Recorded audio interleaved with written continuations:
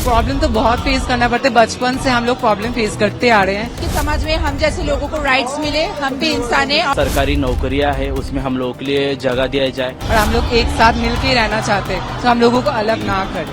Harassment होता है, sexual harassment होता है, मेंटली हैरासमेंट होता है, फाइनेंशियली होता है। एवरीथिंग राइट्स जो कि हमको अलग से देखा जाता है कि we are not any people like that. Actually फायदा ये होता है कि हम लोग पब्लिकली जब भी ऐसे अभी निकलते हैं, अभी हम लोग एक्सेप्टेंस उतना नहीं मिल रहा अभी तक।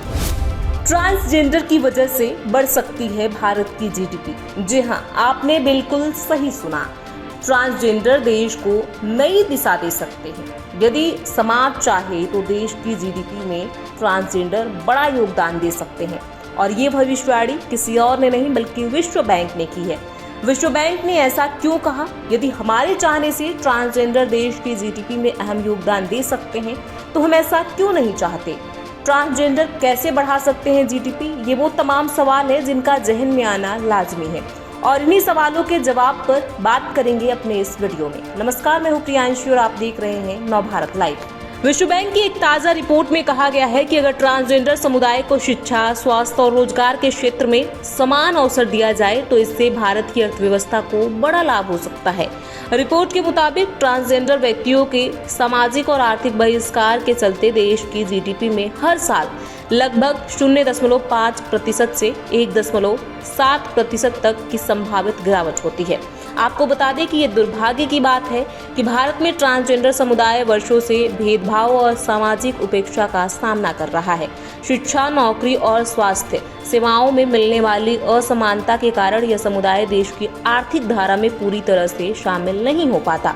लेकिन अगर सरकार और समाज मिलकर इन्हें समान अधिकार और अवसर दें तो यह समूह भी आत्मनिर्भर बनकर देश की प्रगति में बड़ा योगदान दे सकता है। रिपोर्ट यह भी बताती है कि ट्रांसजेंडरों को मुख्यधारा में शामिल करने से न सिर्फ उनकी जिंदगी बेहतर होगी बल्कि इससे रोजगार दर में बढ़ोतरी, उत्पादकता में सुधार और समावेशी विकास को बढ़ावा मिलेगा। विशेषज्ञों का मानना है कि ट्रांसजेंडर समुदाय के लिए मजबूत सामाजिक सुरक्षा योजनाएं, स्किल डेवलपमेंट प्रोग्राम, रोजगार के अवसर और कड़ी कानूनी सुरक्षा नीतियां जरूरी हैं। इसके साथ ही समाज में मानसिकता बदलने की भी आवश्यकता है ताकि हर व्यक्ति को उसकी पहचान के साथ गरिमा से जीने का हक मिल सके। ट्रांसजेंडर अधिकारों को केवल सामाजिक मुद्दा न मानकर आर्थिक दृष्टिकोण से देखने की जरूरत है। ये रिपोर्ट हमें बताती है कि समावेशिता न केवल न्यायपूर्ण है बल्कि यह देश की आर्थिक ताकत को भी मजबूत कर सकती है। हमारी डिमांड तो है ही, क्योंकि हमारी जो लड़ाई है तो कई सालों से चलते आ रही है। तो अभी जो हमारी जो अभी 2023 में पुलिस भर्ती के लिए भी लड़ाई थी हमारी, और वो लड़ाई अभी भी चल रही है हाई कोर्ट के अंदर। तो मेरी यही अभी दरखास्त है कि जो आने वाली जो भी सरकार रहेंगी उन्होंने जो सरकारी नौकरियां है उसमें हम लोगों के लिए जगह दिया जाए।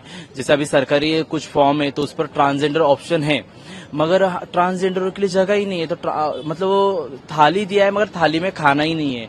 तो मेरा यही बोलना है जो आने वाली जो भी सरकार रहेंगी उससे हमें मेन स्कीम में लिया जाए, जितने भी सरकारी योजना वगैरह होंगे उसमें हमें शामिल किया जाए। और जो अभी और जो पुलिस भर्ती आई है तो उसमें हमें आरक्षण वगैरह दिया जाए, और या फिर नहीं तो हमारे लिए राखीव जगह तो भी रखी जाए। हालांकि साल 2019 में ट्रांसजेंडरों के संरक्षण के लिए एक कानून बनाया गया था, लेकिन विडंबना इस बात की है कि इसके बाद भी इन लोगों की जिंदगी में तमाम तरह के संघर्ष हैं। समाज में इनको भेदभाव की नजर से देखा जाता है। अब आपको बता देते हैं कि ट्रांसजेंडर कौन से लोग होते हैं। ट्रांसजेंडर लोग आमतौर पर वह होते हैं जिन्हें न तो पुरुष और न ही महिला की कैटेगरी में रखा जा सकता है। ट्रांसजेंडर लोगों में पुरुष और महिला दोनों के ही गुण हो सकते हैं। ऊपर से पुरुष दिखने वाले किसी व्यक्ति में इंटरनल ऑर्गन और गुण महिला के हो सकते हैं, और ऐसे ही ऊपर से महिला नजर आने वाले किसी व्यक्ति में पुरुषों वाले गुण और ऑर्गन्स हो सकते हैं। ऐसा इंसान जिसका लिंग जन्म के समय दिए गए लिंग से मेल नहीं खाता, जैसे अगर कोई बच्चा पैदा होने पर लड़का बताया गया लेकिन बड़ा होकर वह खुद को लड़की मानता है तो उसे ट्रांसजेंडर कहते हैं।